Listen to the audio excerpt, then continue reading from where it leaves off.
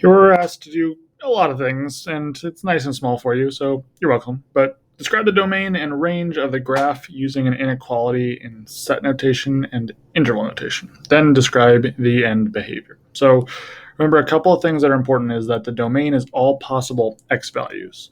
When we see these arrows that are going on forever here, it's telling us that the domain is going on forever and ever and ever to the left and forever and ever to the right, because these arrows mean they go on forever. So in this case, the inequality here is going to be negative infinity is less than x, which is less than infinity. These are not inclusive because x can never be negative infinity and x can never be positive infinity, but they go on forever, which is what the inequality is. Now for the set notation, it's just like inequality notation, but instead I'm going to say all the x values, and then I plug in my inequality here.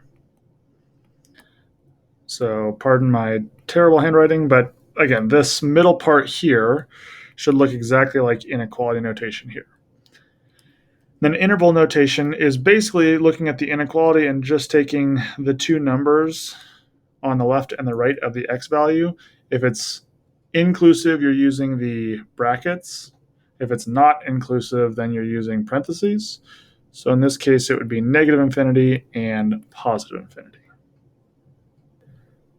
So for the range, same idea. For inequalities here, though, when we're doing this, we see that the lowest possible point, because the arrows are going on forever and ever and ever, you can see that the lowest possible value is also going towards negative infinity. So we're going to have the same start here. Now, remember, the range is all possible y values. Now, in this one, the ending, though, finishes differently because it looks like it hits this value of 3 and then never goes higher. So we say that it is inclusive. It includes y could be 3 here, but it can't go higher than that. So it's always going to be less than or equal to 3. And then set notation, same idea. We're doing the exact same thing except for with y value.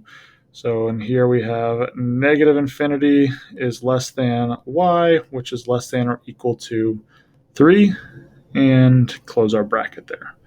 And lastly, our interval notation, same thing as our first one, in the sense that we're looking at the first value in our other notations, which is negative infinity, and that is not inclusive. And then 3, and that is inclusive, so it is the closed bracket.